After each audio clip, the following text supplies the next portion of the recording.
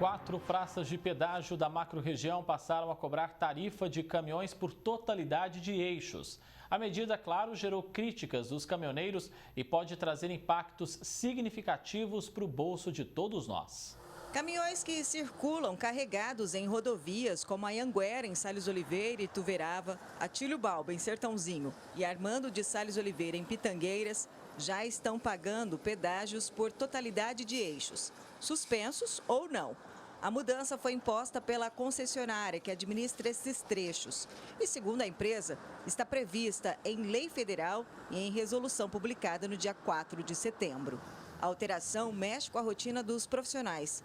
Gestora do Sindicato dos Caminhoneiros Autônomos, Lucélia explica que agora é preciso informar corretamente o conteúdo da carga, por meio de um documento chamado de manifesto. E quando o caminhão chegar no destino, tem de encerrar esse documento fiscal para evitar cobranças nos pedágios seguintes. O MDF é uma nota fiscal que vai falar a origem, o destino, o produto. E o que acontece? Então, ele sai com esse MDF em aberto, chega ao local, se ele for descarregar de madrugada, ele não vai ter uma transportadora, ele não vai ter um funcionário que vai dar baixa nesse MDF. Então, ele vai ficar em aberto. Então, o que vai acontecer? Quando ele retorna ao seu destino, mesmo com o eixo suspenso, ele vai pagar o valor completo dos eixos. Ainda, segundo Lucélia, o impacto da cobrança recai sobre o consumidor final. Dependendo da rota, o valor do pedágio pode chegar a mais de 20% dos custos do transporte. Grandes transportadoras, os embarcadores, eles já fazem contas relacionadas a esse benefício, a essa reivindicação, a essa redução de custos com eixo suspenso. Então, com certeza, vai chegar assim na mesa do consumidor. Nos cabe o quê? Sempre a nossa reivindicação pacífica, demonstrando sempre, né, a nossa revolta, sempre a falta de respeito, né, que às vezes a sociedade, não a sociedade, mas o governo não entende o que é o sofrimento, o que é passar nas pistas, o que a categoria passa. Somente pagarão por eixos em solo os caminhões que não têm manifesto em aberto ou o veículo que tiver com a carga exposta e for possível ver que está vazio. Esse advogado reforça a necessidade de pôr em vigor uma lei sancionada em 2021 pelo governo federal, que traz a ideia de cobrar os motoristas de acordo com o trajeto percorrido.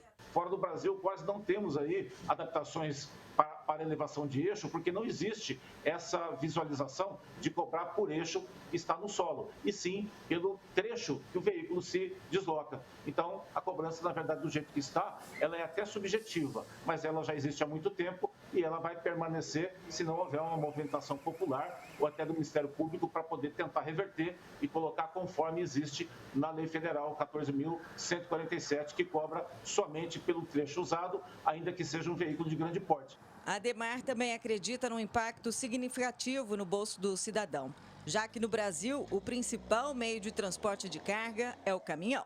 A partir do momento que tiver um custo maior para o transportador, ele vai acabar tendo que repassar. Então, isso vai nos alimentos, no próprio combustível que é transportado quase que totalmente por via terrestre. Então, o reflexo é total na sociedade. Segundo a concessionária, a verificação vai ser feita pelas placas do veículo por meio das câmeras de monitoramento que estão nas praças do pedágio.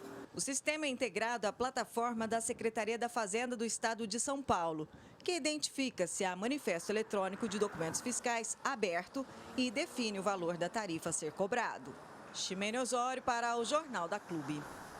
Economista Jair Casquel já conectado com a gente aqui no nosso canal digital da Clube. E eu já começo, professor, perguntando para o senhor, então, como essa mudança vai pesar no bolso de todo mundo, já que dependendo, ou seja, nós dependemos demais do transporte, né? Tudo acontece por meio dos caminhões, né? Uma ótima tarde, bem-vindo aqui. Boa tarde, André, a todos que nos acompanham.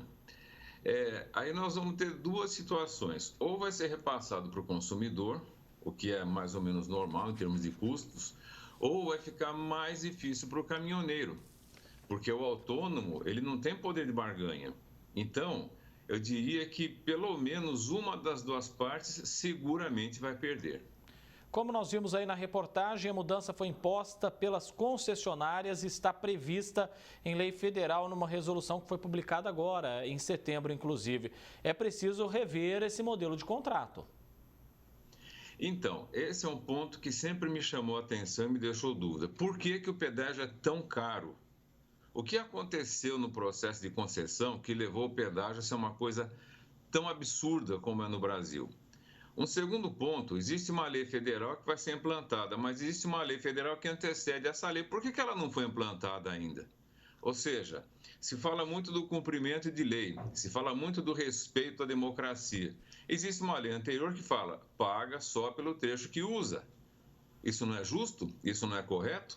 Então, o pessoal deixa de implantar uma lei que já está prontinha, já estava desde 2020 esperando para entrar em vigor, para agora falar uma lei de setembro. É meio confuso isso. Então, eu acredito que uma investigação seria interessante por parte, inclusive, dos deputados e senadores. A representante dos caminhoneiros fala em falta de respeito com a classe e também os consumidores. De fato, é um momento delicado que nós estamos vivendo aí na economia e exige um pouco de bom senso daqueles que têm a caneta na mão. Sim, ela está certa, eu acho que é falta de respeito, mas eu gostaria de fazer uma pergunta que esse contexto talvez me levou a pensar assim: a quem interessa empobrecer a população? A quem interessa encarecer o frete, por exemplo, no estado de São Paulo? Será que isso é uma necessidade ou será que isso é a construção de um palanque político para posteriormente ter alguma coisa para falar? Então, esse desrespeito ele é evidente. Eu acredito que é preciso rever uma série de práticas, mas ninguém até hoje fez auditoria do processo de concessão. Então, por que é tão caro? O que aconteceu? Eu acho que tem muitos ingredientes aí e muitos elementos que deveriam ser investigados e avaliados, porque seguramente em economia alguém ganha e alguém perde. Mas nós precisamos pensar também que não se pode pensar em economia desvinculada da política.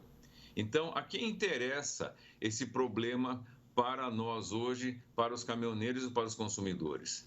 O advogado, inclusive especialista em trânsito, doutor Ademar Padrão, ouvido também na reportagem, defende também, doutor, que entra em vigor aquela lei que foi sancionada lá em 2021. O senhor já explicou aí, não é? Da cobrança por trajeto, por trecho. Se é um consenso, parece que para a maioria, por que isso não é colocado em prática, Casquel? Então, eu defendo essa pergunta. Por que é que não foi posta em prática? Por que não entrou em vigor?